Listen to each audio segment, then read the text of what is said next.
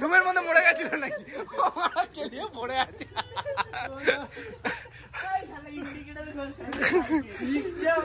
সাদিক তুই একটা কিছু ডায়লগ দে জনের মতো কি একটা ডায়লগ দে বল हमारे धान देवे हमें पकड़ना बड़ा मुल्क को पुलिस को ये साला छोटा मुल्क का पुलिस भी नहीं कर सकता